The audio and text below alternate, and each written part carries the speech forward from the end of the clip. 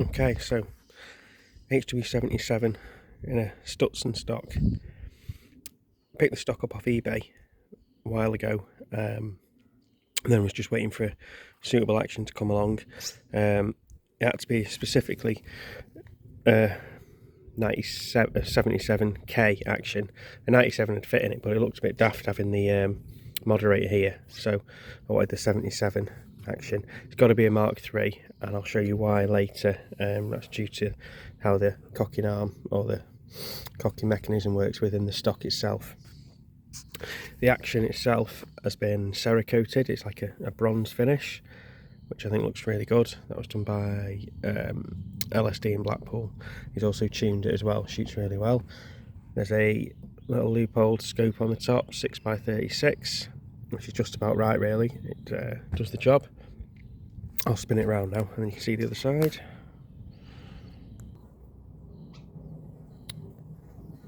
As you can see, obviously the main idea is the stock is the full length of the action, and you're that different, sort of bit unique. So I'll show you the cocking method now, which is slightly different to a normal one. I'll just have to pause in, get in a position where I can show you. Right then, so when I put a couple of the video pictures up, Ethan, of the stock and the gun and stuff on one of the forums, a couple of guys have asked me how you actually go about cocking it with the not being able to get to the bar as you normally would. Now, bit of a crude at the minute. I've actually got a sort of a magnet on order that I'm going to use to stick to the barrel, but you need something to grip here to be able to pull the bar down.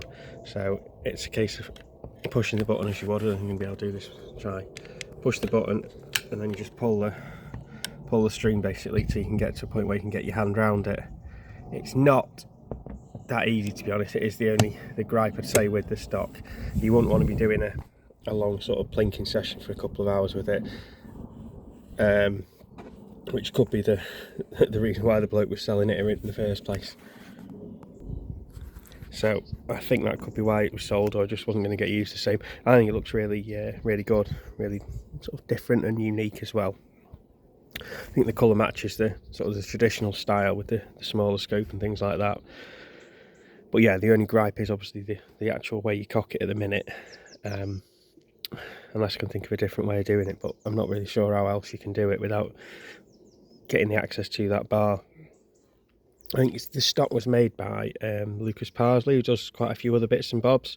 I don't think you can still get it.